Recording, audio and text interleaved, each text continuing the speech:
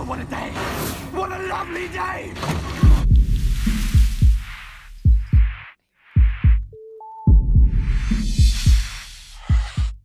Welcome to Flat Earth Debate. I'm your host, Nathan Oakley, and if you're new to this channel, or you have not done so already, be sure to subscribe and hit the bell notification icon to keep up to date with the Flat Earth Debate. If you would like to support this channel, there is a super chat that runs alongside each of these shows while they're live, and there's also a PayPal link in the info box below the video once it's rendered. Most importantly though, if you would like to join the discussion, simply mute the page you are currently watching, then click the link in the info box below this video to join the panel and express your views on the shape of the Earth. If you do join, please don't swear. If you do, you'll be ejected, and if you are, please don't try to rejoin the stream using sock accounts. You'll be warmly welcome back on the next stream. Please also share the show. Sharing the show obviously increases the live audience, but this in turn increases the chances of a more diverse panel. So please share the show. And one last time, if you're new to the channel or you've not done so already, be sure to subscribe and hit the bell notification icon to keep up to date with the Flat Earth Debate. Now we are joined by Was Not Was, Sleeping Warrior, Milo, Mark Doxey, Jose, Lewis Hackett, James, George, and Chocolate Saying. Good to have you all. I'm not Nathan. Hello, folks. Hello. Good morning. Hello. Let's make this a great show. Let's speak and let's speak. Let's make it calm and nice. Yeah, George, keep going. Say you have a kilogram mass sitting on the Earth and you raise it up 10 meters. Okay. The potential energy that's imparted to that object is its weight through the distance that you move it up, which is the same. Well, what is weight? Weight is the mass times gravitational acceleration. If you don't like the use of gravity, fine, we'll just use weight. The weight of the object moved through a distance is weight is a force. It seems to ignore force acting through a... George, it seems to ignore the part where you physically exert energy to take it up 10 meters. You seem to have completely ignored that. Nathan, I haven't ignored anything. I'm saying... Nathan, you don't know how to calculate for potential energy, so why don't you let people that do know talk? Well, he's seemingly ignoring the fact that you have to exert energy to get it up to 10 meters. No, I haven't ignored. I'm telling you what it is. But what you're ignoring is that you don't even know how much potential energy is in an object when you raise it up. So maybe somebody else can explain. You're saying how much potential energy is in something when I raise it up. And I'm saying I actually have to exert energy to raise it up in the first place. And you're saying it is the force that gravity has resisted against. And I'm saying it's the force that I've put into it when I exerted energy to move it 10 meters. But you don't know how much force you're... I don't need to. I know I exerted energy. And you're ignoring that. That's my point. I don't need to calculate it. I know instinctively that if I pick up a bag of bricks and take it to the top of the Empire State Building, I've exerted quite a lot of energy. You don't know how much energy you've exerted onto it. I know I've exerted some, and you're ignoring that fact. No, you're ignoring how much you're ignoring how much energy you're even putting into the object. So no, I'm not ignoring that, Nathan. I'm saying the potential energy of the object is equal to the amount of energy that you put in, the effort that you're putting in, the work that you put in to lifting that object up, say 10 meters, becomes its potential energy at that point. Right, and then when you release it, you release that potential, and then when you release it, it releases that potential energy, correct? That's right. The potential energy turns into kinetic energy. Excellent. So there's no need for any gravity in this. That's the end of that explanation then, right? No. No. No, but we've just had a full cause and effect. We inserted energy, and then we released it. What more do we need? You cut him off at a spot where you agreed, and then you're going to disagree with the rest of what he has to say. Well, so maybe we've got a cause and effect. I inserted energy, Milo, and then I released it. Later, I got to go to bed. I've been up all night. So does anybody know the equation for potential energy? What goes up must come down. No, that's not an equation. Well, what goes up must come down. I put energy into something, and then when I let go of it, it's released back towards its equilibrium.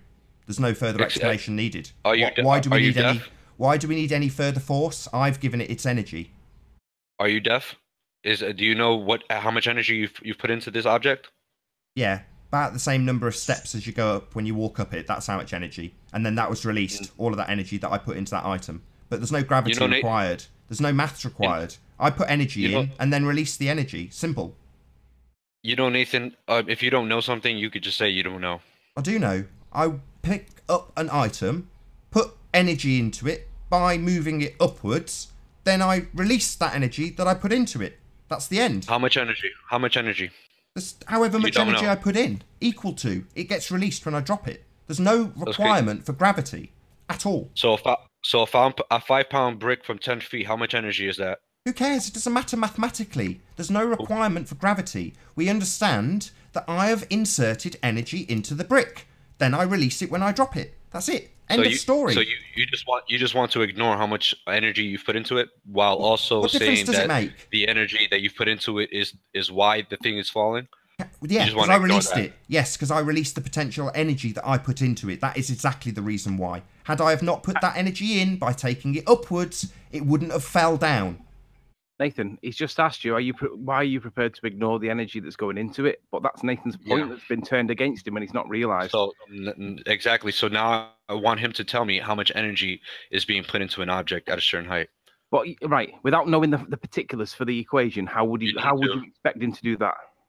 You need to know the particulars to even form this argument. Let's say he gets a number. Let's say he gets a number, and let's say it's 12, right? Mm-hmm. Are you going to take that 12 off the sum for it being dropped again? Does the 12 explain why it's falling at a certain rate? If it doesn't, you changed it to rate. So it started off with why it's falling. Now it's the rate it falls at. Double speaking asshole. Double speaking asshole. Now, how do you calculate for potential energy? Who cares? We know we're putting potential energy in. And then we release that energy. There is no requirement for gravity. I know Nathan doesn't know how to calculate for potential energy. Maybe Anthony knows. Do you? Well, it's in the chat box. Yeah, but I just want them to... I was making a cup of coffee. Right, potential energy is calculated with that little word called gravity in it, right? Okay, so try to do it without it. So I lift a brick, I let go of it. That's the result of the sum. No. Whatever numbers in there you want. But Nathan's right. You can't. No. When you lift the brick, you are charging it with an energy source because you're using your energy. How do you calculate for potential energy? Who cares? Well, the question is, when you're lifting the brick, what are you lifting it against? Yeah, you're using your own energy to lift it, and you're charging the brick with the potential energy. Nathan's right. Who cares what the sum is? But if an object in motion stays in motion, why is it going back to the opposite direction that you're forcing it up against? Ignoring how it got in motion. So did the brick just spontaneously fly into the air, Lewis? No, you guys are ignoring... No, your name's not Lewis. Lewis, did that brick spontaneously fly into the air, or did someone have to pick it up and throw it? It would stay in the direction that it's being... the force is directing it. You're starting again. You're ignoring the bit where somebody picks that brick up and throws it. You like to start with it in motion. And then and then blame the reason why it comes back down as gravity. You ignore the fact that someone's picked it up and chucked it, and you just say, well, the object's in motion already. Let's start with the balloon at the top of at the bottom of the pool. Let's start with the feather at the top of the chamber. Let's simultaneously ignore the fact that someone's had to drag it to the bottom of the pool or take it to the top of the chamber. You ignore that. The brick's just already flying. Bricks just spontaneously fly into the air, and then we start measuring them when they're in motion. Don't we, lads? No, people pick bricks up and throw them. That's how they get into motion. Yes, Nathan, I'll ask for the fifth time. How do you calculate for potential energy? Who cares? There's no gravity involved whatsoever when I pick something up and put potential energy into it. Yeah? Maybe somebody else has an answer. Can I answer? I've got an we were answer. able to calculate the potential energy. It doesn't matter what the maths are. It matters. No, it doesn't. How are you planning on proving anything? Principle. It's the same as the maths for 7/6R for refraction. We know that refraction goes a bump, right? But you guys still like to calculate for it, and we don't accept it. But you've got a mathematical equation with the word gravity in it, and we don't accept that. Well, if you guys don't mind, I'd just like to make one point, and then I won't talk for the rest of the time. I haven't even got to say it yet. But you guys keep bringing it up. You guys keep saying that you have to start with the ball at the top of the pool, yet something's pushing it down, or something's pulling up a weight. That's what I'm saying to you. This force, and that's what Milo's trying to get you guys to look at when you look at the equation for it. This force that's bringing down the ball through the water, that's fighting against the buoyancy. You have to remember that these are two forces. One is the potential energy that you're creating, but one is the force that is trying to make the ball come back up. Right. And the same thing when you're holding when you're holding a weight, when you lift a brick up off the ground, you're going against another force. But in the same way, James, in the same way I ask Arwin to prove that force when he's talking about the downward acceleration force, I'm going to ask you to prove that there's a force. There's two forces. One that is the potential, which we know about, but then there's the other force that you guys are putting into the potential energy, which is the gravitational bit. How are you going to show that there's both forces on that one item? Because I'm asserting there's only the one. Anthony, because there's no potential energy if there isn't an opposite. No, if there isn't a force that you're acting against. There's no potential energy without the swimmer. Okay, yeah. Like I was saying, whenever you, basically the way Newton's laws work is if you put a force against something like the brick holding it up, you wouldn't have to constantly be pulling it up. You would just have to push it once and would go in that direction if there wasn't another force. But since there's a constant force going in the opposite direction, you have to constantly be not only lifting it higher, but still holding it in place. Here's the thing that you're missing. Right, we're saying that the swimmer is one force and only one force, but you're saying the swimmer and another force equals the bottle going down, and we're saying, but there's no evidence of this other force of which you speak. Anthony, there is. Anthony, mass no, acceleration. Only mathematically. No, Anthony, mass acceleration can only happen in maths. Force. No, in reality, only in maths. Can you give me an example of a mass accelerating with no force? Yeah. This is my cue to chime in. The Go ahead, Anthony. Of the swimming pool. Go ahead, Jose. Well, hang on. You just missed my answer. Hang on. Wait. You missed my answer. You asked me for an example of a force, an object moving without a force. The bottle at the bottom of the swimming pool, when you let go of it, all by itself moves. We've already explained the forces. No, you've calculated it in maths, and I've asked you to demonstrate the difference between the two forces that you claim against the one force that we all see, observe, and admit to and accept. So where's the second force, Anthony? Other than in maths, Anthony, the fact that we could predict what's going to happen when you bring the bottle at the bottom of the ocean and let it go is testament to the fact that we know what forces are involved. So is it a scientific prediction or if it's a mystic make prediction? I'm asking you to prove two things, right? If you said that you had a red Ferrari on the drive and I asked you to prove it, you'd go and take a picture of the red Ferrari and present it on proof, right? And you in the picture, right? I'm asking you to prove the gravity. You're saying there's two forces and I'm saying there's only one. Where's the second force and how are you going to prove it other than in maths? Anthony, in order to water down. Exactly. In order to something bringing the water down, the other force, the buoyant force, is just a derivative of both things being pulled down and the water displacing the much lighter thing, which is the ball. So you're just asserting the exact same thing like a circle jerk asshole. You haven't addressed his point. You've just said there's two forces again. There is. Yeah, you're just reasserting that. He's saying prove the second force, you complete dumbass. The proof is that... Don't just say there is. Don't just say there is a second force. Here we go. This is how we calculate it. Prove it! Yeah, the proof is that if we eliminate any of the forces involved, then the brick doesn't go down. The brick doesn't go up in the first place, and the bottle doesn't go down. Exactly. So if you eliminate any of the, then can you? If you eliminate any of the forces, then you cannot even begin to predict the motion that you should see. Yeah, well, they predicted that they would calculate stuff on the cold super deep borehole with seismograph predictions. No, listen. They got it the wrong way around, didn't they? Listen, Anthony. The reason that we can predict how fast an object will go if you lift it up a certain distance and drop it, the reason why we know this is because the calculations involved are correct. Right. So if you eliminate... Mathematically, maybe. But again, I raised the point. Mathematically, yes. Listen, mathematically, that is proof. I'm asking you to prove that you've got a red Ferrari on your drive, and you're coming back with a mathematical formula to prove that there's a red Ferrari on your drive. I want to see the Ferrari. So if you can't prove the force of gravity without maths, then you ain't got any evidence, mate. So you've just got maths. This is the proof. If you eliminate gravity from any of these equations, then you cannot predict the motions. That's nonsense. It's just said that's just a mathematical evidence saying that if I remove the bit called gravity from my equation don't work. We're not living in an equation. Exactly. We want actual observed phenomena, demonstrations of gravity, not your mathematics and the way it breaks down if you remove your concept of gravity.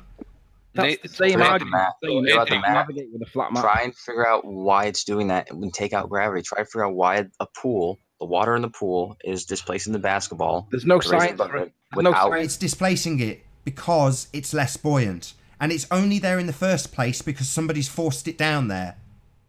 Yeah, so why is the water or the ball, either of them, why are they being forced downward? No, they're not. The person is forcing the ball downward. You idiot! Yeah, it is. If you take away the water and you... No, not the water. The person. The person is forcing the ball through the water. The person's doing that. And we can prove that, right? Yeah. We all agree that the person... Yeah, so we can agree that the cause of the ball getting to there, to the point where it's under the water, not before, not when it's already there, that's a person that has caused that to happen. Let me try this again. So you guys are saying that the potential energy is the reason for all things falling. No, the potential energy in this case is the reason for the displacement. Okay, so how do you calculate for potential energy? Who cares? You're applying a gravitational force in there, aren't you? No, Anthony, the thing is that it's not who cares. No, you're claiming this. You're claiming this as fact. No. You're claiming this as fact, so you should know. Right? Right. What you're doing. So tell me. No. Wait. So tell me, since you know this as a fact, how do you calculate for potential energy? Or hold up, I'm not done. Or are you saying that things act unpredictably? Let's go back to the original definition of science. No. Wait. How about you answer my question? Wait. No, hang on. Wait. Let me finish. You're trying to move on. I want you to answer my question. I'm staying on this point, but let me finish the point. I asked you a question. I know, and let me answer it by asking you this back. No, it's no question. Questions don't answer questions. Questions don't answer questions. Listen, if science is the observation of the natural world, what part of the brick dropping or the bottle going up is the natural world if you're claiming that there's a force there which you can't naturally observe, evidence, or anything other than calculate for? Anthony, how do you naturally observe a force? Well, in maths, you would calculate it, right? No, I have to step in here. Hold on. You get a swimmer. In the real world, you get a swimmer to take the bottle down to the bottom of the swimming pool, let go of it, and watch what happens. Okay, right. Milo, hold on. Yeah, give me 1 second. Give me 1 second. I just want to throw a comment out here. Hold on 1 second. So I'm just gonna do a quick analogy. Just give me 30 seconds. There's an apple on the table. I grab the apple. If I don't put a lot of pressure on it, I won't be able to pick it up. If I put too much pressure, I might explode it and break it. If I grab it just right, I pick it up off the table. Do I need a mathematical equation to explain that, or I just grab the apple, lift it up, and eat it, right? Of course, you can explain that mathematically by describing. I can how explain it much mathematically, but if I cannot explain it mathematically, doesn't it make it real? It's real because it happens. I don't need a mathematical equation for it. That's what we try to lay out. Hold up. Let me tell Jose. Let me tell Jose something. The problem is that we can explain it mathematically, Jose. You're trying to say that we can't, but we can. So the fact that we can. I'm not trying to say you can't. I'm trying to say reality. Reality and fact is it happens. Milo, what you doing? It happens, and we can explain how it happens. Listen, we can Milo, the outcomes. Listen, what you're doing mathematically is the same as the example I give with the ice creams. If you have 2 ice creams, I can't take 5 off you and leave you with -3. Well, that's what you're doing with the maths. The person that has -3 apples owes you 3 apples. No, you can't have -3 apples. You have 0. And what really? Have you ever had negative dollars in your bank account? Right. That's not. If you've got negative. If you've got negative dollars in your bank account, what does that mean? 0. Try to tell. Exactly, you have 0. You can't have an IOU in science. You either have 0. Try to tell the bank that you don't owe it money. That's not. No, there's a number in there. There's a number in there, but you don't have minus money. You have 0 money. Of course, you have minus money. You have negative money. You have a debt, exactly. But in science, you don't have debts in science. That breaks up already. In science, you don't have a debt. That's exactly what it is. Can you demonstrate anywhere in science where an IOU is presented in any part of any equation? Potential energy. Right, but potential energy. Right? That's not an IOU. What are you talking about? That's not an IOU. Not an potential IOU. energy. Why are you bringing up IOU? IOU pertains to banks and money, but we're not talking. That was an example. In banks. Yeah, that was an example of having negative dollars. Yeah, but it doesn't happen in real world, does it? So you're telling me that's not real world? That's fake world? Yeah. Try to tell the bank that's fake money. Yeah, that's mathematics. Mathematics isn't the real world. That's his point with ice creams. If he owes you an ice cream, he hasn't physically got minus ice creams. That's the point. You can't have a minus value of a physical thing like ice cream. You've either got 2 ice creams, 3 ice creams, 4 ice creams. That's how many ice creams you've got. A negative number never will exist of ice creams. Yeah, you can quantify that and say you owe me an ice cream, but there isn't an existence of a negative number of ice creams. Yeah, it's just something you can say in maths. But no one is saying that a negative number is represented by a physical thing. You are. You're saying your mathematical concept of what gravity is makes it a real thing because it works in your mathematics. Yeah. Where do you see that? Where have we said that? In the gravity. That's what you've exactly said. If I remove gravity from my equation, then gravity doesn't work. So what? No, it's just a maths equation. No. And none of it works. No, but you're presupposing that curve again, that radius, by putting in gravity, right? Listen, no, because the gravity exists whether we live on a flat Earth or but you can't prove it's a force. You understand? You can't prove it. Go on, you can't prove it. No, that was the first time. He said, yes, you can prove it. Hold on. You can prove that it causes things to fall. So it's a cause and effect relationship. So you can prove it. You'd prove that with science. So what's the scientific evidence for gravity? Well, like you said, there is a force going downward. Things fall towards Earth. Things cannot move without a force. That's the observation. Things fall towards the ground once you give them kinetic energy, potential energy. But the potential energy does not explain the direction and the rate of fall. So it's not because of potential energy. So explain how gravity causes that. Do you understand? Yeah, no, I understand your concept. Now I'm asking you to scientifically validate it with scientific evidence. Understand. So what is your scientific evidence for gravity?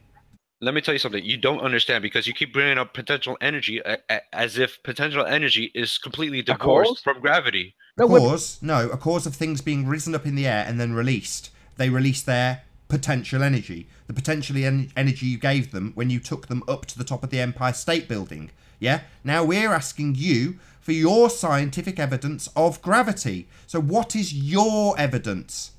Potential energy. Not potential energy, gravity. We're talking potential energy.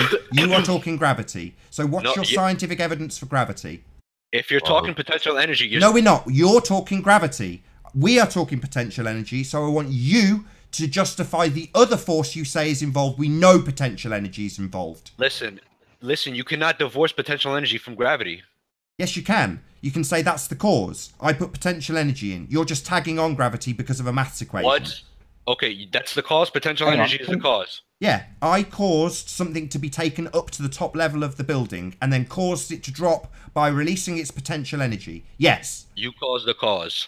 I caused it to increase its potential energy by carrying it to the top of a building. Yes. So is potential energy the effect or the cause? Potential energy is the energy it had and then it was released. It's not the cause of anything. The potential energy was given to the item and then released when I open my hand. It's very straightforward. Do you understand that you cannot have potential energy without gravity? Yeah, I do understand. And now I'm asking you to scientifically validate your assertion that you need gravity. I don't need gravity. I've just explained it without using the gravity word once. I've said that I insert... Now you're talking over me, Milo. Shut up. I don't need gravity to explain that I can take something to the top of a building. You're saying it must be gravity. Now I'm asking you to scientifically validate that assertion. What's your scientific evidence for gravity? You cannot simultaneously say potential energy and deny gravity. I'm denying gravity and saying it's potential energy. There you go. I've done just that. If you want to disagree, then you need to scientifically validate the gravity part. Bring up the spring. That was a good example. Go ahead. Spring, yeah. press spring between my thumb and forefinger, and I let go. That's nothing to do with gravity. I put potential energy into the spring. Please let me. Because I'm trying to say potential energy doesn't only have to do with gravity, but the example that you're giving is exactly at the point that I'm trying to make. That to describe potential energy, you need two forces. You need two forces. It's not what you said, though, is it? No, it is what I said. I said potential energy is always described. I got a yes or no question. James, I got a yes or no question. A quick question. I got a yes or no question. A really quick one. Let's say you win this whole argument, Milo. Let's say yes, gravity is real. Yes, this is what's happening. Is this gonna be is the conclusion gonna be the Earth is a sphere? Yes or no? No, that's not what I'm trying to get to. I'm trying to get you guys to a point. Because this is about the shape of the Earth. Then what's your point? Because we're talking about gravity. We can move on after if you want to, but since we're talking about gravity, we're talking about gravity. My point is that gravity exists whether we live on a flat Earth, a square Earth, a spiral Earth, a donut Earth, or a round Earth. It doesn't matter. Gravity exists. There's a force pulling us down. But you can't prove it. Yes, I can, because you can only prove it in maths. If you take gravity down to where? To the center of the Earth? Can we predict the trajectory of objects? Yes or no? Milo, I don't have an issue with you on what you just said there. It makes no difference to the shape of the Earth. Who's talking right now? I'm sorry. I'm Mark. Hi, Milo. Okay, how you doing, Mark? So with your spring example, you're pressing the spring down. So your thumb is acting against a force. Yes or no? You don't need to do the Socratic method with me. I don't have an opinion on gravity. I do have an opinion on the shape of the Earth, though. So do you accept gravity, or are you just agnostic? The thing about gravity that I do not accept was when I was at school, I was taught that if you had a cannon powerful enough and it fired a cannonball, and you fired it with enough force, it would go around the Earth and keep going in an orbit. I don't accept that part of gravity. Well, think of it like this. Think of it like this. If you were to throw a ball perfectly straight, you would see it go straight and then arc down till it hit the ground, right? Well, that's what I observed, yes. So imagine throwing it 1,000 times harder. You would see the same effect, no? You would see it go straight and then arc down, right? Yes. So and imagine throwing that ball 1,000,000 times harder. Eventually, it won't hit the Earth. It'll keep with that curve down, and it'll just pretty much orbit the Earth. No. Hang on, folks. Really? But I feel like we're gonna move on from the gravity point, and I want to get back to that. Hang on, no. Orbit the Earth means that it has to be a globe, and that's what I would contest. So we could go back to gravity. We could go back to gravity. Would be that it just lands in Australia, or it just lands in the water beyond Australia, or it goes like further and further and further, and it's the ice wall. So there is an ice wall now. Yeah, there's a point where the sun could no longer melt the ice. Yes. So where is the ice wall located? It's at the point where the sun can no longer melt the ice. Is that the perimeter of the Earth? I don't know what it is. It's just the point where the sun can no longer melt the ice. But that would be the outside edges of the Earth, no? From our perspective, perhaps. And is it round? I don't know. Does the sun travel in a circle of others? Anthony, the thing is that when you measure it. The thing is that when you say things like this, you've already created a parameter to your model. No, I haven't. I've just regurgitated your science back to you. We know that the sun can't melt the ice at a certain angle and a certain distance away. So why do you reject that? No, you just brought up an ice wall. So I didn't.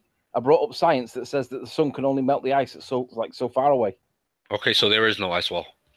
I don't know. I haven't been there. Okay. I just know that there's a point where the sun can no longer melt the ice. Okay, and then what? Where are you assuming the sun to be to do that? I'm not assuming anything. I just know that there's a point that the sun can no longer melt the ice. That's it. End of sentence. Right. Great. If you're not going to claim that it's an ice wall, then okay. That's nice. I claim that potential energy isn't the reason that things fall. So potential energy. How do you calculate for potential energy? I'm going to keep asking this question because you guys keep ignoring that. Easy. Well, if I lift it up and let go, if I lift it up and hold it there, equals potential energy. Right, but potential. So what if you didn't lift it up in the first place? What if it already started up there? Gravity doesn't exist, right? Pardon? How does it do that? Gravity doesn't exist, right? Hold on. You're back But what to if magic. you never? Hold on. What if you How never does that lifted happen? it up in the? Name an What if you example. never lifted it up in the first place and it started up there?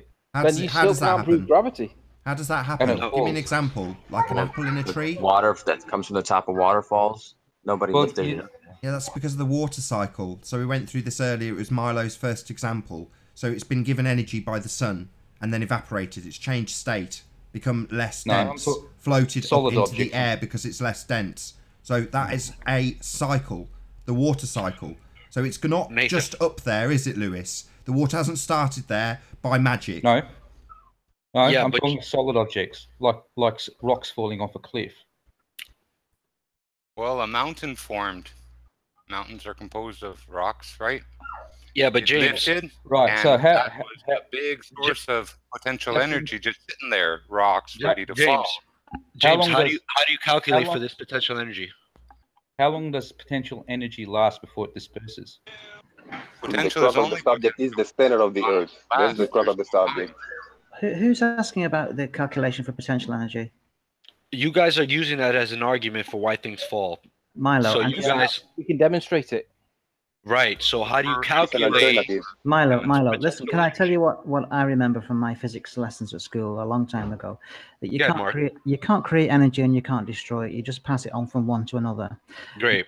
Now, you might correct me on this, but I remember that energy was measured in joules. Okay. And if you have 10 joules of heat, you can transfer that into 10 joules of magnetism, but you lose things on the way. Okay. Am I correct up to now? Maybe James can correct you. I don't know. The amount of energy needed to lift 1 kilogram up into the air 1 meter is the same energy that will be released when you let go of it. So how do you calculate for that? Well, I've just told you. I've lifted 1 kilogram through 1 meter upwards. And what if you left it there for 10,000 years?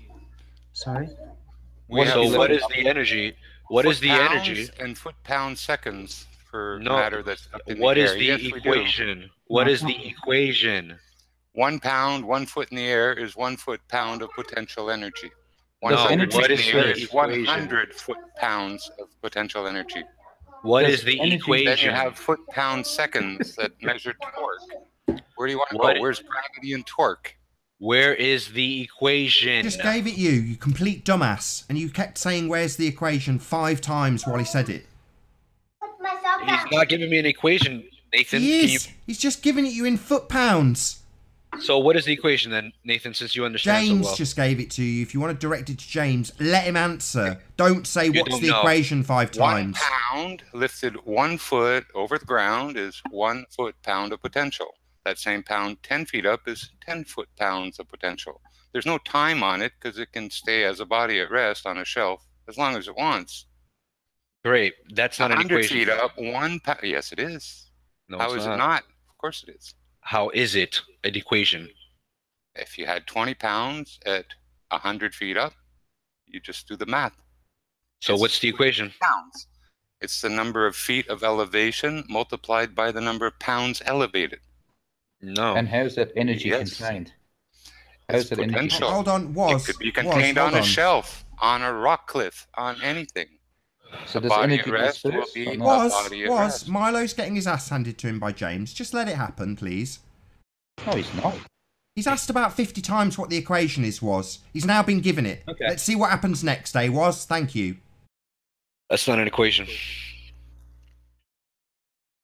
1 pound, 1 foot in the air is 1 foot-pound. If it's 2 feet in the air, it's 2 foot-pounds.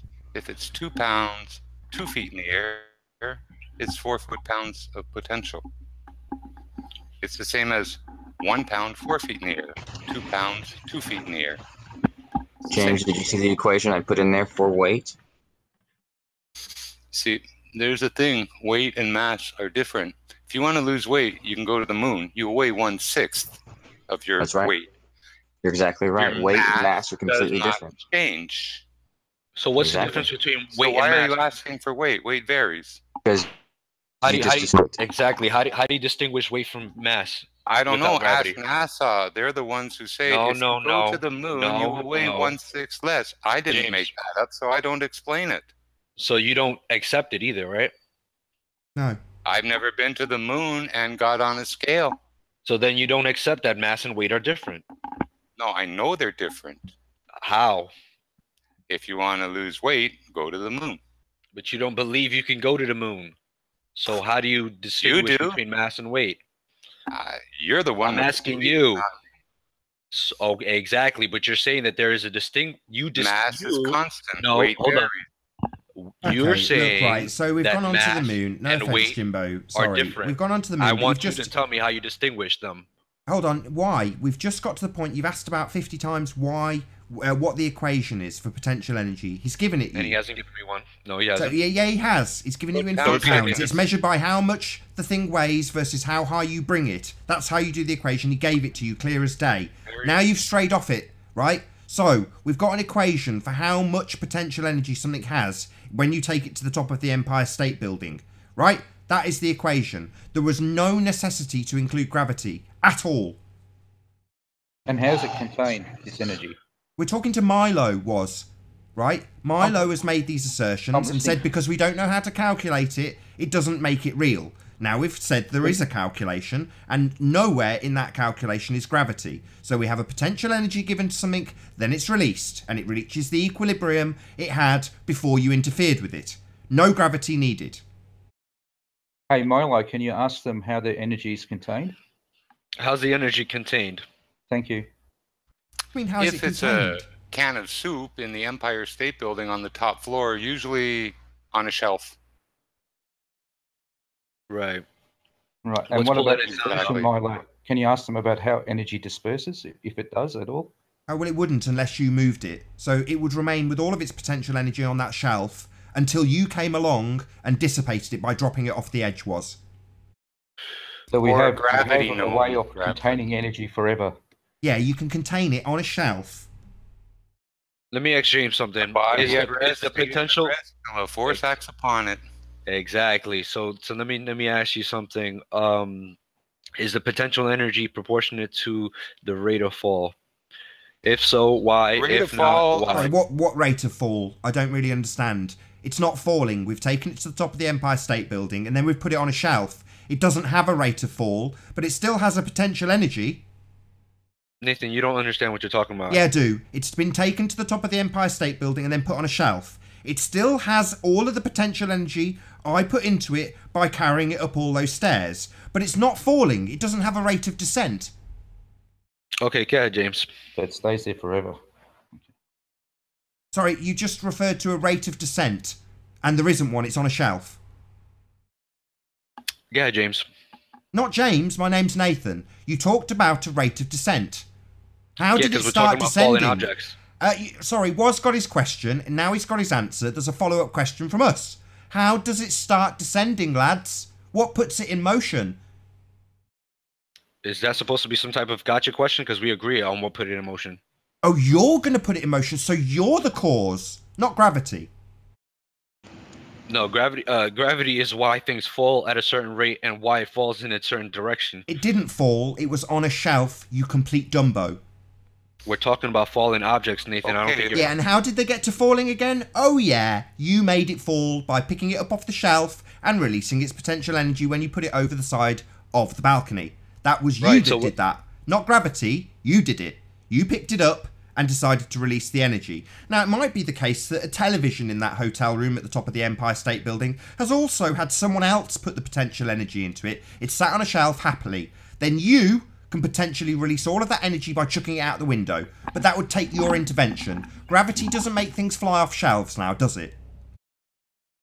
Yeah, that's the worst. That's like the worst straw man ever. Sorry, how do we get to it being in descent? What a straw man. Not a straw man. You've said it's got a rate of descent. Why has it got a rate of descent? Exactly. Why? Yeah, why? How did it start descending? I'm asking you that. This is your example.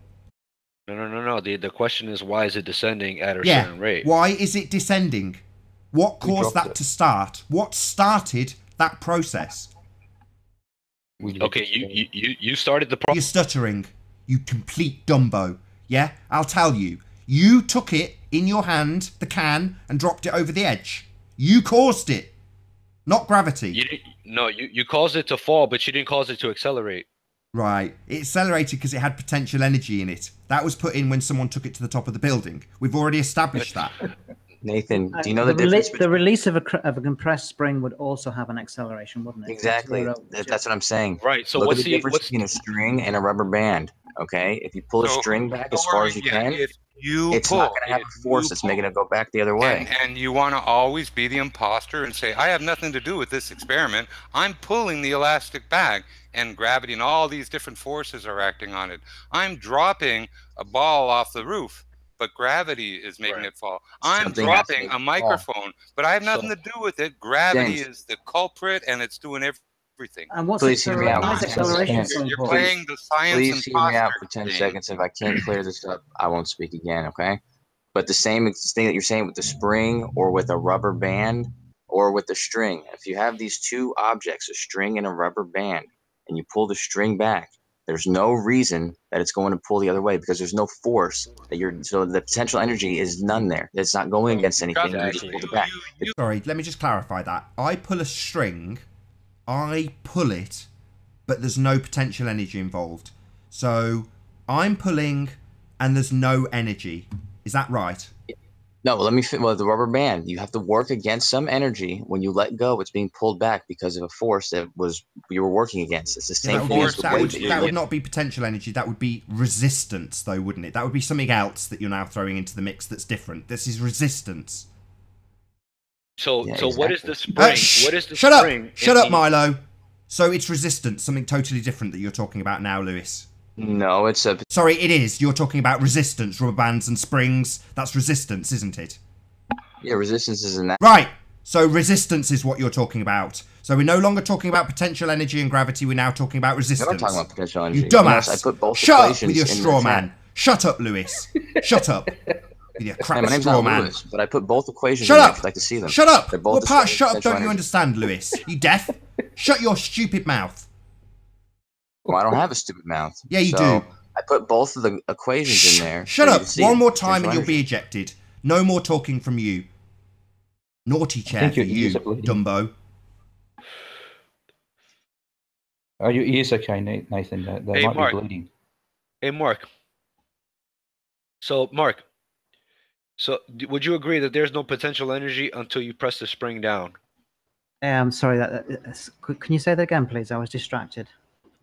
Would you say that there is no potential energy until you push the spring down? Yes, I would agree with that, yeah. So in the example of the brick at the top of the building and you dropping it, what is the potential energy coming from? What is the spring in this example, figuratively? My issue is that there's an emphasis on acceleration. If you go from 0 to something, then it has to accelerate, whether it's the spring or whether it's letting go of a bowling ball off the top of the Empire State Building. Well, let's clear up but the thing is that hold up. The thing is that in the spring example, there's a mechanism, the spring that is causing this potential energy that you have to work against. Yeah, that's right. It was quite happy at rest. Right. So in the example with the brick on top of a building, there's also something that you have to work against to build up this potential energy. Listen, I have a different interpretation of what gravity is than the rest of the gentlemen on the panel. Okay, but I'm saying there's a spring in the example of the brick falling off the building. The same without that mechanism, there is no potential energy. So without the spring being pushed down, there is no potential energy. So what is that mechanism? What is the thing that we're working against when we bring the brick up a building, increasing its potential energy? You're talking to the wrong what are person we working here. against? Listen, I don't accept the interpretation of gravity like the rest of the gentlemen do on this panel. So you're talking to the wrong person here. I know if something is happy in its state without any external forces, it'll stay there until you exert something on it. So that pushing a ping pong ball underwater and letting go is as much as lifting a bowling ball upwards and letting go. It's looking for a happy medium. But I don't want to use the word gravity because that involves so much more. Equilibrium. Equilibrium. But equilibrium is not a force. Yeah. Well, if I can clear up one thing here about the force of acceleration downward and the 32 feet per second squared till terminal velocity. The terminal velocity is different on almost every object that's dropped. It depends on the shape of the object and other factors. So how do you control? How do you control for all those different factors? By eliminating and pretend that's the standard. No, you're saying that things fall at different rates because of different factors. Yeah, so drop a sheet of plywood off the roof. See if the wind doesn't catch it, and see if it falls at 32 feet per second squared. It won't exactly behave. That's what I'm saying. That's not what I'm saying is that these factors need to be controlled for in order to isolate why things fall. Yes or no? In order for you to prove gravity. Things won't fall if you don't take elevators to the tops of buildings with cans and balls and other stuff and drop them off. Microphones don't fall unless you knock them or you held them in your hand over air and open your fingers. Yeah, but you understand that you're potential energy. All kinds of things to make yourself an imposter from your own responsibility. No. I'll give this example. I go into a bar, I grab a glass off the bar, hold it out over space and drop it and tell the bartender, oh, look, that wasn't me. It's gravity, you see. I'll do that to the rest of your glasses too. When you call the cops, I'll tell them it's gravity broke all the glasses. That was so fucking silly. Look, there is no potential energy. It's actually not silly though, because that's what you're saying. Chocolate, you don't know anything about anything. So a body at rest stays at rest till a force acts upon it. And to get a force acting upon something and to measure it takes someone like lifting bowling balls up to a beam on a ceiling and feathers and hooking them there to quick release mechanisms. Then pretending they got there by magic and the guy who pushed the button said, wow, look, it's gravity.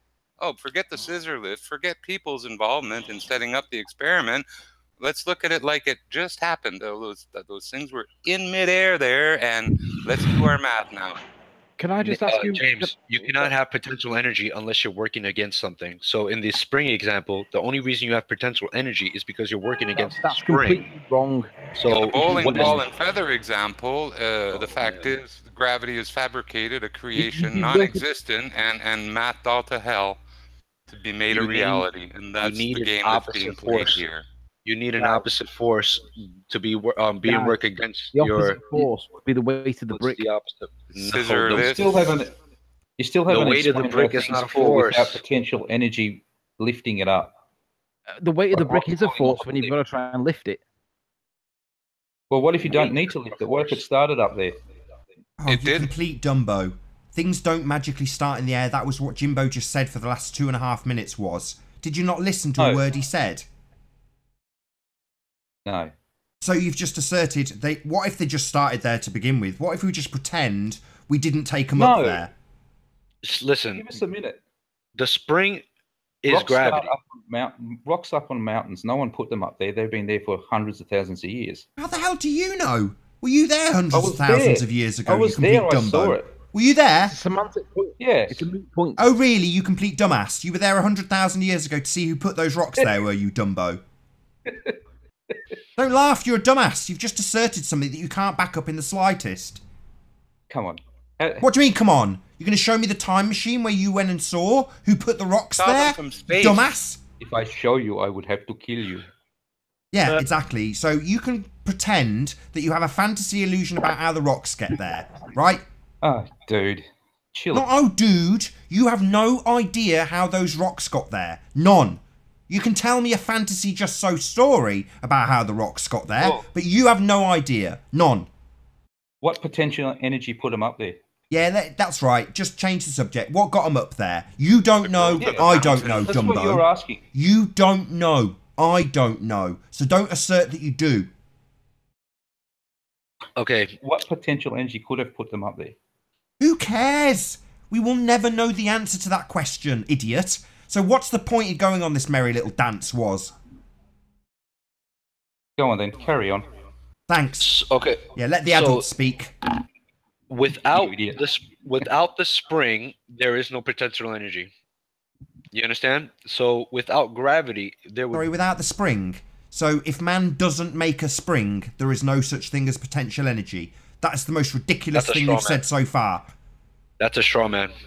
No, your statement was ridiculous. Without a man-made spring, there is no potential energy. That is the most ridiculous statement you have made on this panel so far. Why do you intentionally misunderstand things, Nathan? I don't misunderstand things. You said, if there is no spring, there is no potential energy. That is stupid statement. Simple. Because were we talking about springs and pushing them down earlier? Without a spring, you said there is no potential energy. Your statement is ludicrous. You are a buffoon. He makes perfect sense. Milo's making perfect sense. No, he's not. Without the spring, there is no potential energy. What the hell does that mean? It means absolutely nothing. No, it doesn't. I wasn't making a general. I wasn't making a general rule with that statement. So why are you taking it that way? Shout out to, is it Alexi? Alexi Bond. I can't read that writing against that background, man. Thank you anyway for the super chat. Much obliged. Alexi Border. Alexi Border. Thank you. From Nathan. So in this spring example, where you press the spring down and increase its potential energy, if there is no spring in that example, there is no potential energy. Do you understand? Wow, that's amazing. So if you're driving at 50 miles an hour and then you remove the car, you're no longer moving at 50 miles an hour. Wow, that took a genius to state. I'm falling off my chair from that revelation. That's amazing. I mean, I just so needed you to point that out, that if something doesn't exist, your example falls to pieces. Wow, that's amazing. So clever of you to point out that in an example with springs and resistance and potential energy, if you take this spring away, then you've got nothing. Amazing. Nathan, can you describe potential energy to somebody? Can you describe the potential energy to somebody using the springs? Well, there's also resistance involved, isn't there? Oh. I'm asking you if you can explain it. I've just said there's a problem there because there's also resistance involved, isn't there, Lewis? No, there's not a problem. My name's not Lewis, but it's not a problem if you're just trying to describe potential energy. It's actually, it makes it easy because now you have two potential energies or forces to describe this potential energy. Potential energy is just describing two forces. Okay. What two forces? You can't have a potential energy without two forces. What so two in the forces? spring example, you have the force from the spring. That would be resistance. So there's one. Excuse me? That would be resistance. So there's one of the two. What's the other one? So you have the spring acting against your thumb. No, you're not touching it. So it's just where it is, and it has a resistance value, which you start to have to act against the resistance. Right. So when you press against the spring, you increase its potential energy. Yes or no?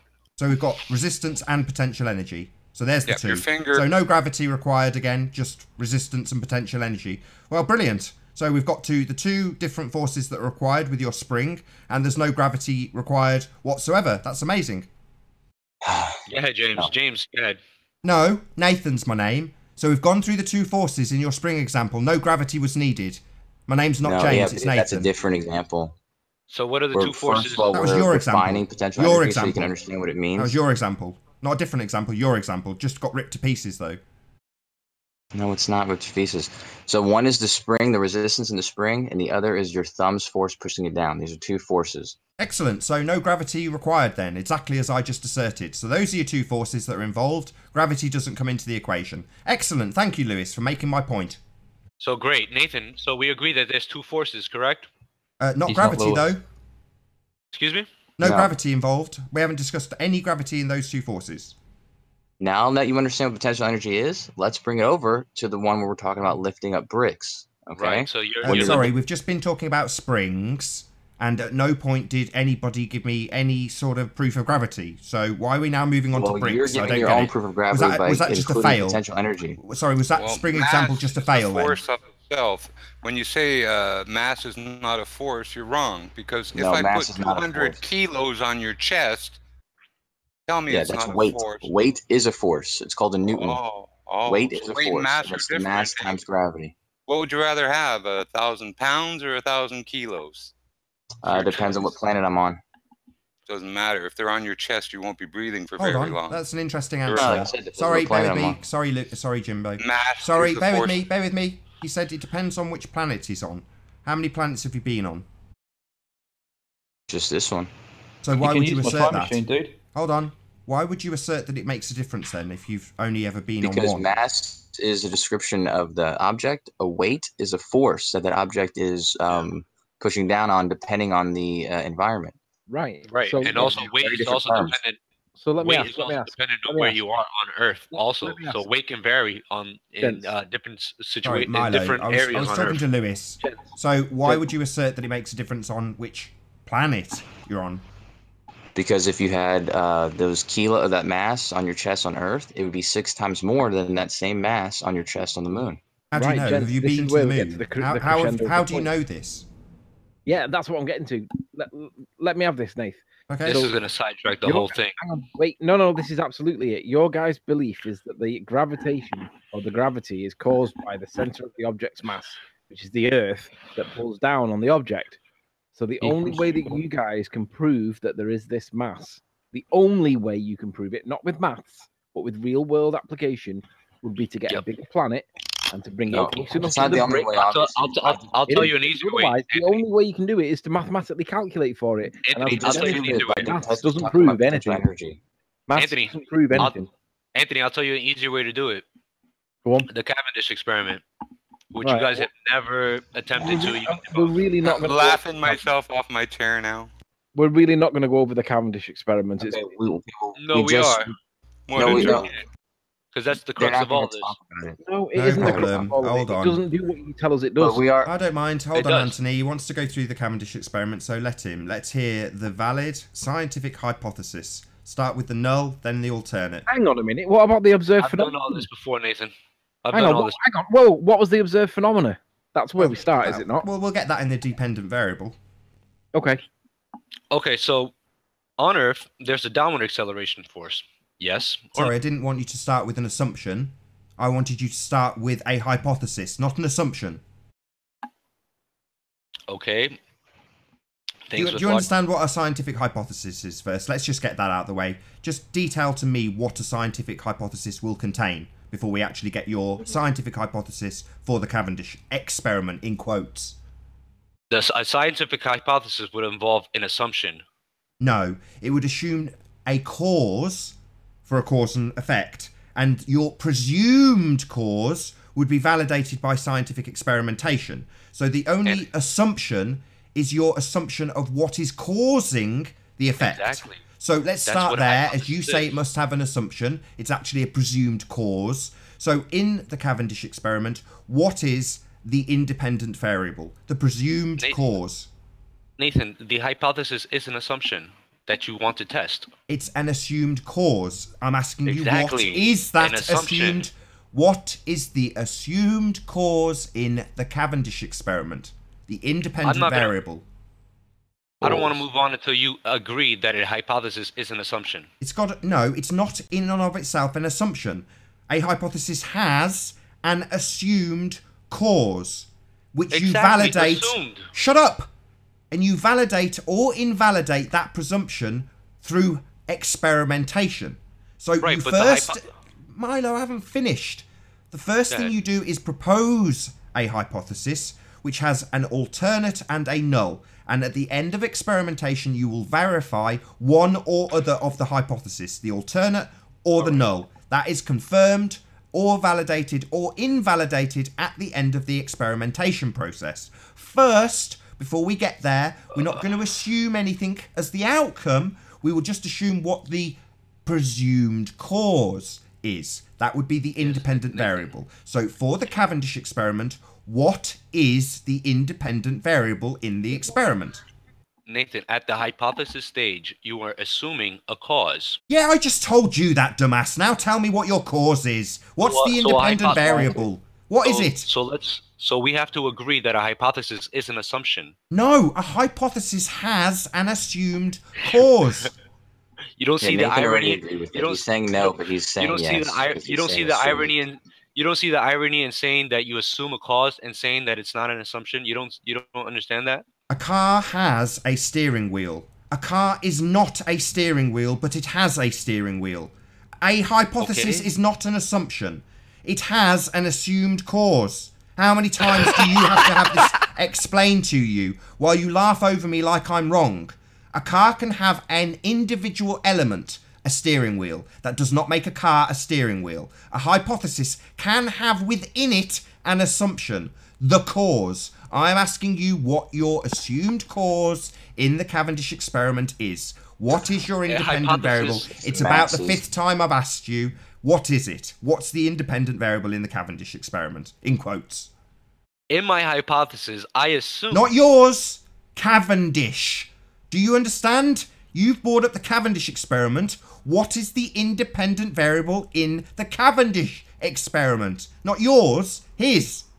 Okay, so in the Cavendish experiment, the assumed cause is the mass of an object. Okay. And what was the force? Hold on. The force what's the dependent variable? Hold on. Excuse me? What's the dependent variable? The force between the objects. You've just told me that's the independent variable. No, I didn't. No, I didn't. Let's try that again. What is your presumed... No, I said the independent variable is the mass. So the independent variable in this experiment is the mass. I'll take you through it. The assumed cause is the mass of the objects.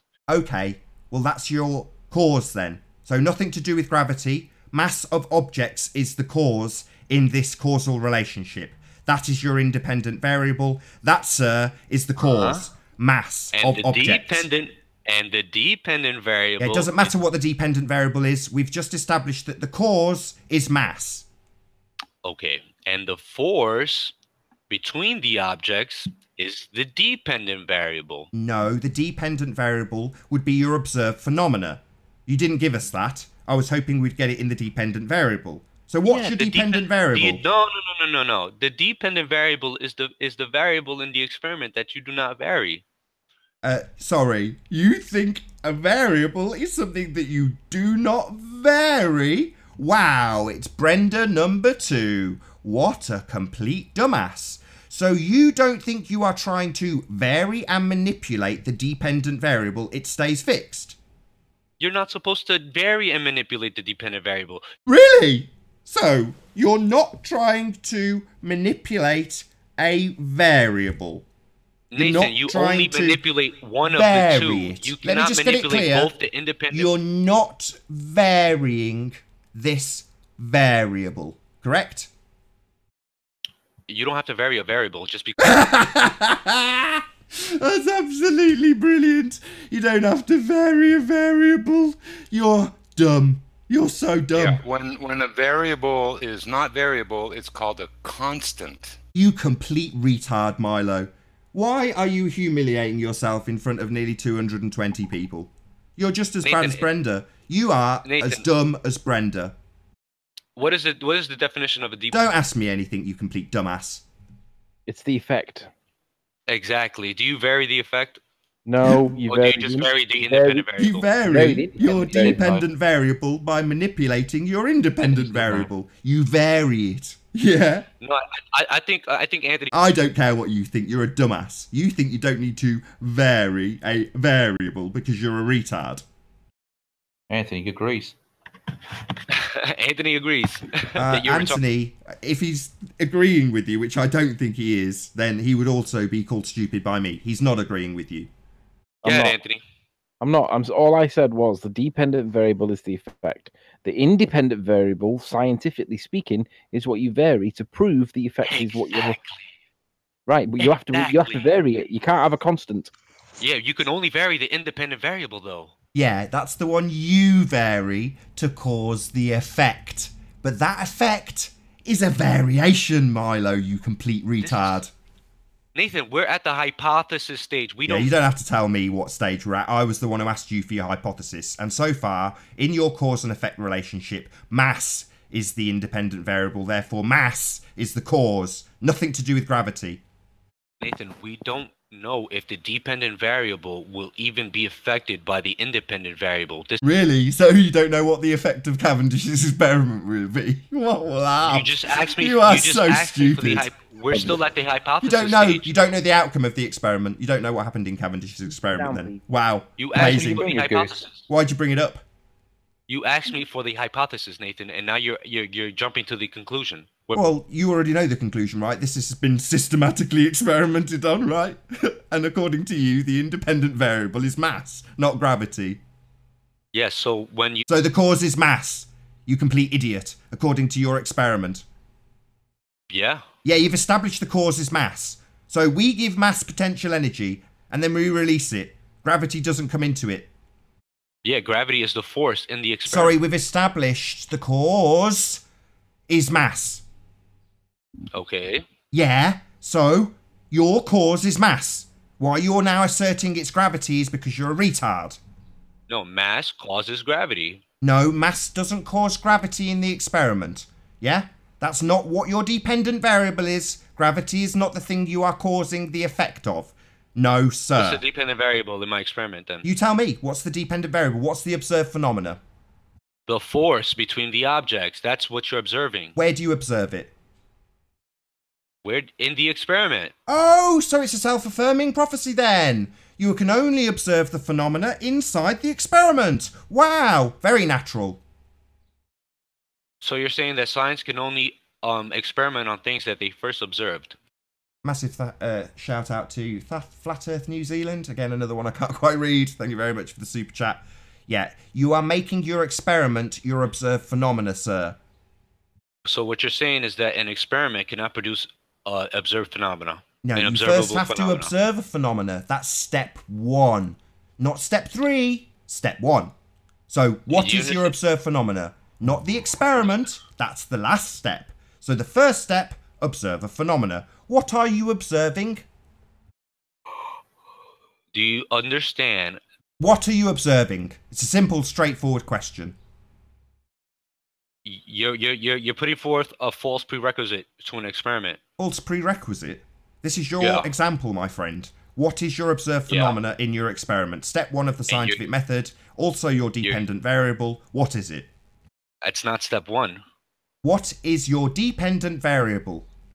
The force between the objects. How many times do I have to repeat it? Are you Where do you observe this natural phenomena? Do you need to observe a natural phenomena before you do an experiment? Yes or no? Yes, it's step 1 of the scientific method. Observe a phenomena. Sorry, did I answer your question? Yes, you need it at step 1.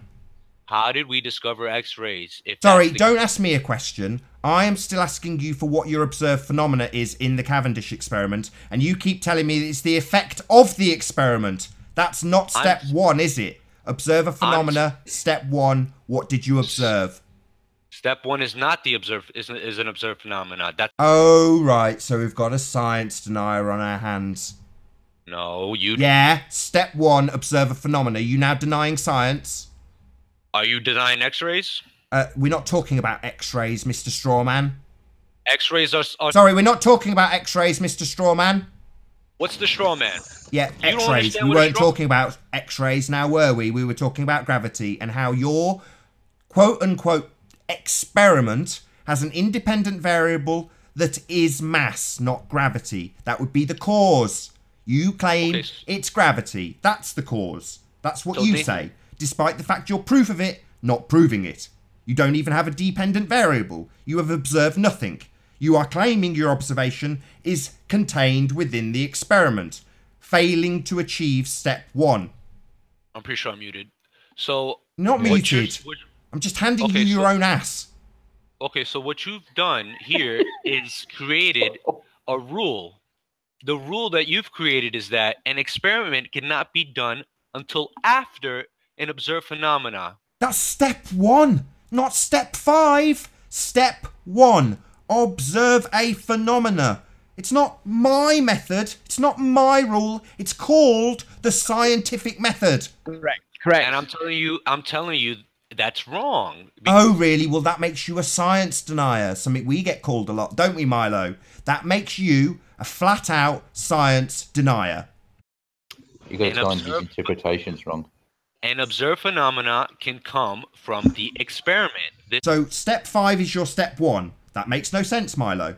This is Anthony. This is why. Not Anthony. My name's Nathan. Just because I'm ripping you a new asshole doesn't mean you need to appeal to Anthony. Step 1 is not step 5. Okay, well then let's just talk about the steps. Shut up! Shut up, Lewis. Don't come in to save Milo, the retard. I'm just. I want to move the. You're not just saying one more time, one more word. No, I don't want to move along, James. I don't want to move along because these guys don't know how science is conducted. Because if it was conducted the way they say, we would not have a lot of things we have. We have scientific method. Step 1 is observe a phenomena. No. Yes. Don't just naysay, you science denier. Step 1, observe a phenomena. You can't change it. That's what you think it is, but it's... That's not what I think it is. It's what it is. It's not, though. Okay, well then you're a science denier. What the first step is then on the science that you accept to be the method? Anthony. No. You show us what step 1 is in your scientific method. Ask a question. Okay. That's the first step. So what will be the question? The question is, does mass cause a force between objects? So that is the question. So let's hypothesize a test that you could do. Yeah. Can cause anything. Excuse me? Not mention gravity, Anthony. He's asking about mass. I missed what he said. He's saying I can devise an experiment that explains mass, and in the Cavendish experiment, he's got the exact same thing. He's not explaining gravity here. Of course I am. I missed what he said, so you'll have to paraphrase it. What's the experiment you would devise once you make your observation? I want to drill down the point that I said first, beginning. The first step is to ask a question. Okay. That is the first step. Not make an observation. All right. So your question is ask a question. So what's the question? The question is, does mass cause a force between objects? Okay. So what's the experiment you're going to do? The Cavendish experiment. You know what these answers are, Anthony. So it's never been repeated. The Cavendish experiment. They got all kinds of toys and labs and in physics departments, and it's never been repeated. Stop a sec. So your test is the Cavendish experiment. What is the independent variable? Are you really going to take me through all this again? Yeah, come on. You're the one that's telling us what the scientific method is. Let's apply it. The independent variable is the mass of the objects. Right. So in the experiment, no. I'm going to explain. So in the independent variable, I am varying the mass of the objects. So I might use a 5 kilogram object versus a 1 kilogram object. I might use a 10 kilogram object versus a 5 kilogram object. What did Cavendish use? That's all I'm varying. Do we agree that the independent variable is the cause and the effect is the dependent variable? Okay, yes. So what is the problem? So you're going to so the cause weight. Of the experiment your would cause be the is weight. The thing you are varying and manipulating is weight, not gravity. Okay. So the cause is weight. How many times does this have to be explained to you, dumbass? So what you're saying means that the Cavendish experiment proves weight, not gravity. No, the Cavendish experiment proves the question that I asked, that mass, in fact, does cause a force between objects. So how are you going to manipulate the mass then and show the causative effect with the dependent variable? How would you manipulate the mass, Anthony? Put different masses in it. Okay, then. So why are you asking me that question? Because the independent variable is mass. But if you were testing for gravity, your independent variable must be gravity. You're not testing for gravity. Oh, right. Sorry, guys. This was all a complete waste of time. Cavendish isn't testing for gravity. So I don't know why we've gone through all this. Did you hear my question? You just asserted something. You said Cavendish isn't testing for gravity. That's what you just asserted. And I've said, oh, right, we've wasted our time then. Deaf? Just parroting dogma. Are you guys literally deaf or dumb? Right. So your point is that the masses attract each other like magnets, right? Yes. And you're going to independently I have to give this force between these objects a name. Right. I can call it force A if you want. If you don't want to call it gravity, call it force A. So when you do your test and you have different masses, right? Let's say that you get this attractive force of which you speak. If I then go and verify to see whether I could repeat and validate your results and I didn't get it, would that comply with the scientific method? Of course, but the truth is that you would see a result that is the same as mine. Yeah, but the problem is we don't see it. You do though.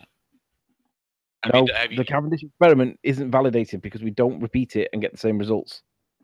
By who has repeated it and not gotten the same results? Just look on YouTube and see for Cavendish experiment. So you're telling me that someone has repeated the Cavendish experiment the proper way that it's supposed to be repeated, and they didn't see a result? Correct. There is enough evidence that goes both ways to bring the results into jeopardy.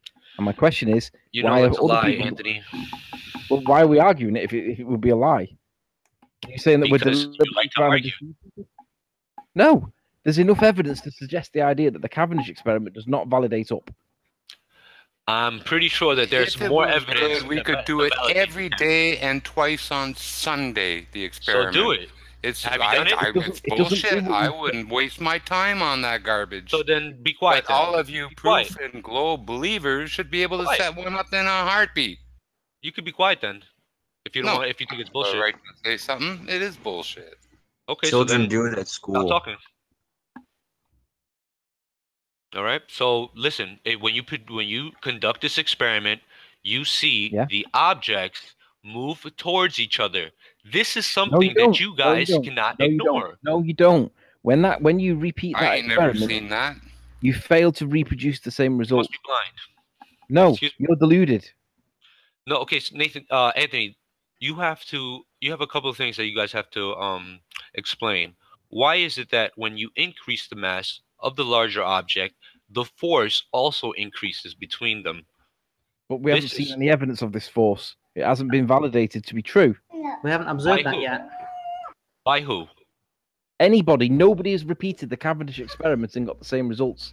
So what you're saying is that hang a golf ball next to a wrecking ball let me rephrase that. Some people have repeated it and got the same results, and they're dubious because other people have repeated it and not got the same results.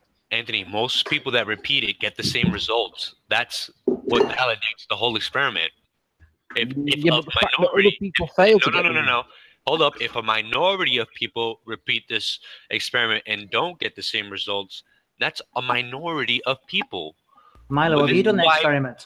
This is why constant experimenting is necessary. Have you done the experiment, Milo? Who's talking to me? Mark, have you done the experiment? No. Have you? No, neither have I. I've never seen it done either. Have you ever seen it done?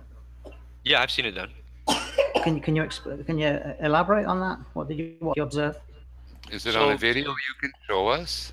Yeah, man. I mean, I don't want to show it on YouTube right now because I don't think Nathan wants. And you're sure there's no air current, static electricity, or other things involved with the materials you're using? James, Milo, this is the thing with science. Sorry to interrupt, Milo. You have to control for all these things, sorry to interrupt, man. Milo. I'm happy if you can dig out the video. I won't present it, but everyone else in the Hangout can watch it so that they know what you're talking about, though. So if you can dig it out, I'm happy to keep this going a bit longer because it's a good subject and you're doing really well. So, you know, I'd rather keep going. But if you can dig out the video, I'm happy for them to be bidded there. Now, when I show you guys this video, I want you guys to go beyond just denying it. I want you guys to try to explain. Well, if it's a crappy video with static that's potentially affecting it, air currents and other stuff, then we should be allowed to call bullshit if it's bullshit. Right, James. Yeah. But if it's done in a vacuum chamber, then how can you call it bullshit? Yeah, and we haven't got anything to fear either, Milo. So go ahead, keep going. All right. Yeah, can you guys see? Yes. Yes. Okay. So this is the quickest experiment that I can find. It's a minute 50. All right. I'll try to speed it up. No, the minute 50 is not too much to suffer through. I'm not going to speed it up. This I'm not going to speed it up by much. Really? Okay, so I just want to pause here and explain the experiment in the first place. So do you guys understand? This is CGI. Is this a CGI setup here? Let's get to the experiment. This is not CGI. This is an actual video. So why does it look like a CGI setup? Why does it look like it's made on Blender or something? What's wrong? I'm not seeing something here? James, just hang on. Looks like CGI to you. Hang on. James, the only thing wrong with you is your eyes. Okay? Yeah. So let me explain something.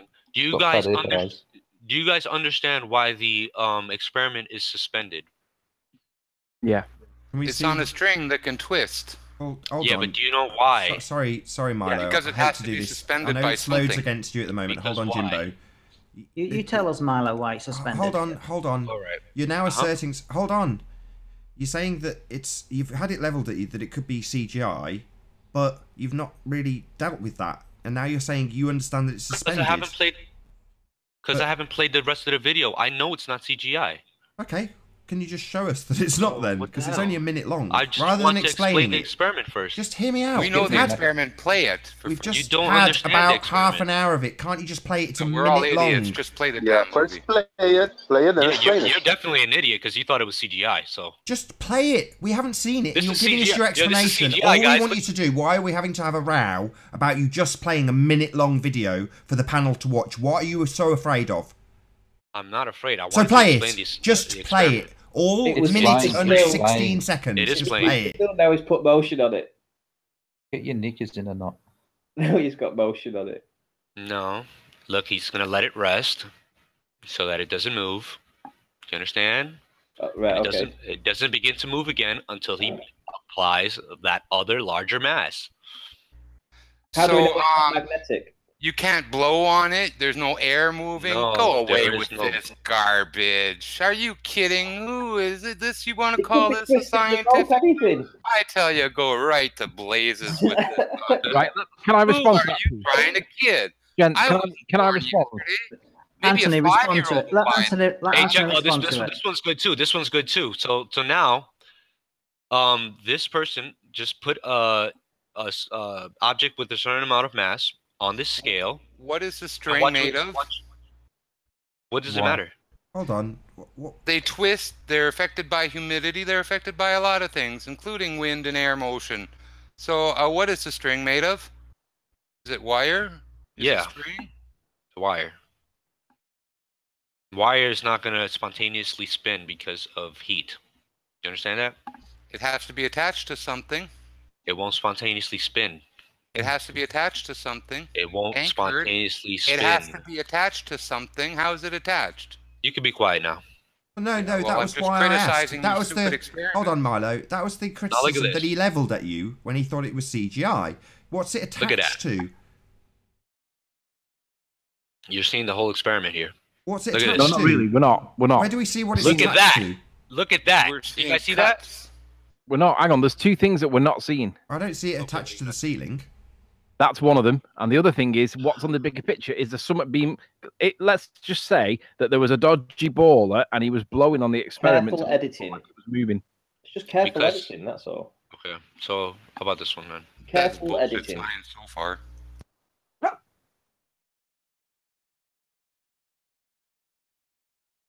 Somebody doing an equation on screen. Yeah, because they're actually going to predict what the outcome is before. This is the second time you've done this, and make the outcome what they want. Of course. Right. How can they do that? You realise that if a flat earther did an experiment, anything like this, they'd be ripped a new one. Why don't you do the Cavendish experiment yourself? Well, we have done. Do you know when I do experiments, I try to show the whole thing. I don't skip parts and don't show the whole thing. These are experiments. It's almost embarrassing. This does not have a valid hypothesis. The Cavendish is not an experiment. It's not scientific. It doesn't have a valid hypothesis. It does. No, it does not. Mass of the object causes a force between the objects. So you're causing a force, are you? You're causing a force? Excuse me? Your dependent variable, the thing that you observe, is a force. The dependent variable is a force. Where do you observe this? In the experiment. Only in the experiment? So it's not a naturally observed phenomena then? Is the experiment supernatural? Yeah, you built it. You're not observing a natural phenomena. You're building an experiment and calling it a phenomena. That's what you're doing. And it'll damn turn. Who's kidding who? That's nothing. What you supernatural? showed is zero zip, not a zilch. It's not. Just say it for the audience's benefit one more time. The Cavendish experiment is not a scientific experiment. It does not have a valid scientific hypothesis at all. Damage control. It's a toy. Damage control. It's a circus sideshow is what it is, to convince religious zealots that they have gravity. Damage control. It's not damage control. It's fact. Your experiment is not a scientific experiment. It's a sideshow circus. Is it supernatural? You've made it. Guys tried doing it's not natural. It's balls suspended from a shed ceiling. Do you think that's natural? You show me where we find naturally occurring dangling lead weights, you idiot. Nathan, are you... Not Nathan, you don't need to use my name. You just need to tell me where I can see this naturally occurring. Are you saying it's supernatural? Yes or no? Yeah, it's not natural. It's not a naturally occurring phenomena. Yeah, you can't show me where you observe this phenomena outside of the experiment itself. It's not a scientifically valid hypothesis. You have not observed a phenomena. You don't have to observe a phenomena. Yes, you do. That's the first step in the scientific method. You're just a science denier, taking us on a merry dance. This is just going to be a non-stop circle jerk if we carry on. We've reached the point where you've been demolished. We've got to the point where even if we do accept your non-scientific experiment, your independent variable is mass, not gravity. Yeah, it's just a joke. This is just a sideshow circus joke. Nathan, the first step is ask a question. No, observe a phenomena. You can just make something up if you choose to. You can use a philosophical science if you choose to, but that's not the scientific method, sir, whether you like it or not. According to who? Oh, Jesus wept. You're an idiot. You've got no proof of gravity. The first step of the scientific method is ask a question. So what question are you asking?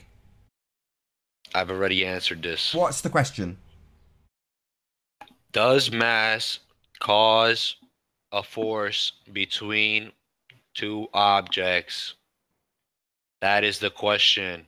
So where do you experience that? When have you experienced it to ask that question? You don't need to, because that's not... Oh, we can just say it happens. Right, we don't need to actually experience it. We just say it happens. It's not step, it's a question. We just say mass attracts mass. That's what we do. We just say, does mass attract mass? There's no observed phenomena. There's no reason to make this assertion. We just ask a question and then prove that it does happen in the experiment itself, in the sideshow circus. That's step one. That's It's step not one. a fair enough question, though. That is step one. So I don't understand. I don't know what to tell you. Step one is ask a question. I don't know what to tell you. Nathan, to be fair, he has done this, but what I want to do is respond to the video that he's brought up if I can. Sure. So you brought up a video showing the Cavendish experiment. There are thousands. If you bring up the, if you click the thumbnail in the chat, you'll see my screen. Hold up. Yep. What I want you to do before the next hangout, because we're right at the end of this hangout now, and I know he's going to wrap it up soon. Are we doing another one? No, tomorrow. But what I want you to do is I want you to go and watch this video, Flat Earth Cavendish Debunked by Patrick Shank, or you can find this. It's Brian Mullen's video, which you can find very easily. In this video, we've got a very young-looking Brian Mullen. So if I find a picture of him, look how young he looks there. But tell me why he's wrong in this video through it, because I don't want. That's not his experiment. He did. That's not him in the beginning. He didn't actually conduct that experiment, so I don't have to watch it. He's explaining why it's debunked. So what No. He hasn't done the experiment. I want you to tell me why this is wrong. No, Anthony, I'm telling you right now, he has not done the experiment. He's just expressing a form of denial and hold on. By that standard, hold on. Sorry, by that standard, neither of you, Milo. So everything you assert is wrong. You haven't done the experiment.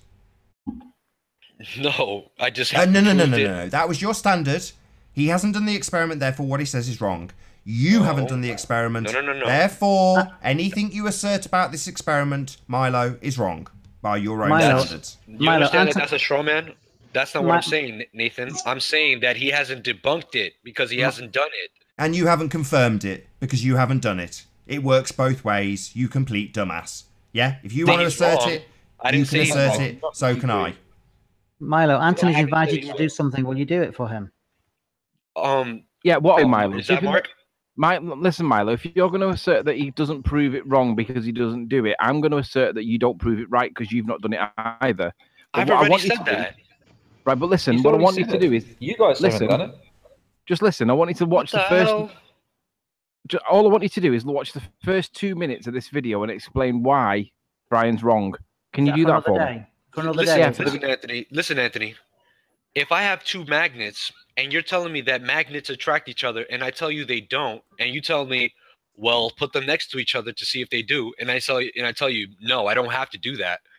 Do you understand how I can't debunk magnetism unless I put two magnets next to each other? Watch the video, Milo, and come back to If the bowling ball has got a magnetic property to it, and these are magnetic, then they're going to attract it. Anthony, can you pop the link in the side chat, and I'll put it in for the audience's benefit, so they can go away and happily study it if Milo chooses not to. And what we'll do, Milo, is because you know how Rumpus doesn't do things that he says he's going to do. What I'm going to do is charge you now with the task of explaining why this is wrong in the video. So next time we see you, after you've considered the video, I'm going to ask you, can you explain why he's wrong? And then you can come back with me and tell me the reason why he's wrong. Is that fair?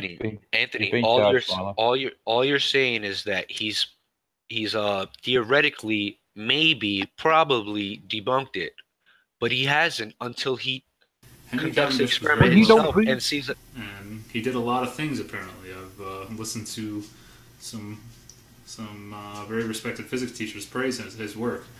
And I studied some of his work, but mostly what I was interested in was how he determined this gravitational constant.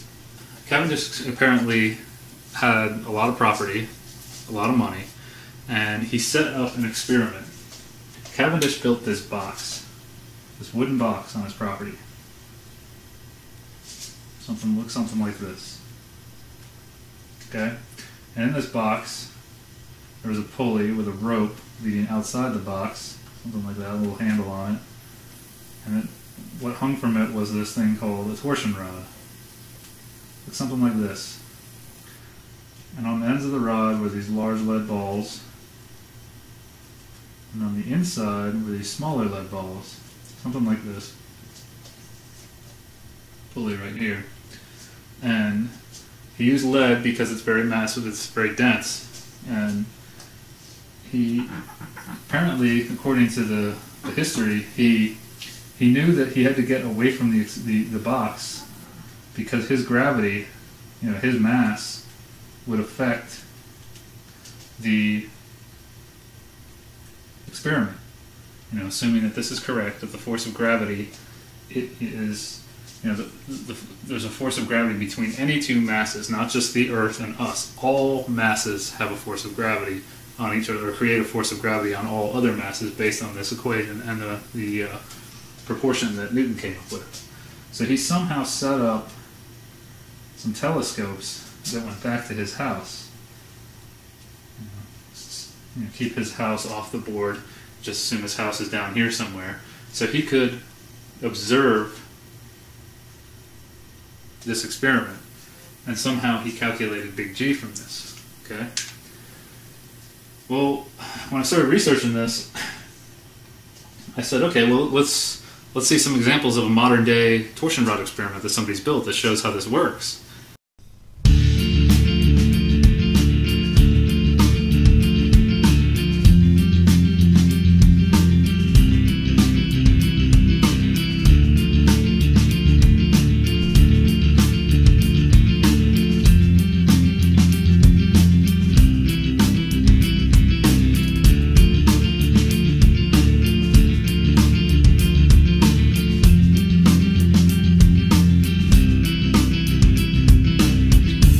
Another set of lead balls inside there.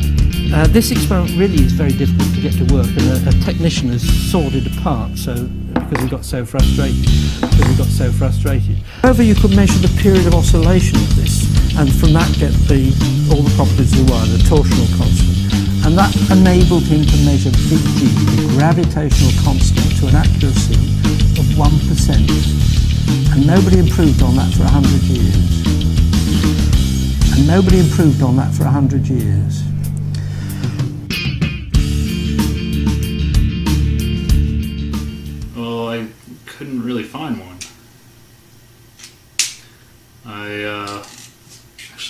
of trouble finding one. Actually, one of the physics professors that was praising him had a little model that he held up and was joking that his TA couldn't get it to work and got frustrated with it and gave up. And I'm thinking to myself, over 200 years later, we don't have models of this, or repeats of this experiment all over the place that determine big G. It didn't make much sense to me. And with that, I'm going to say first and foremost a huge, massive, enormous thank you to all of the live audience for tuning in and hopefully for sharing this debate. And of course, a massive thank you to all of the debating panel for making this debate possible. If you hated the show, then you know exactly what to do. But if you like the show, maybe consider sharing it with a friend or subscribing if you have not done so already. I've been Nathan Oakley, and I'll see you all in the next video. Oh, what a day! What a lovely day!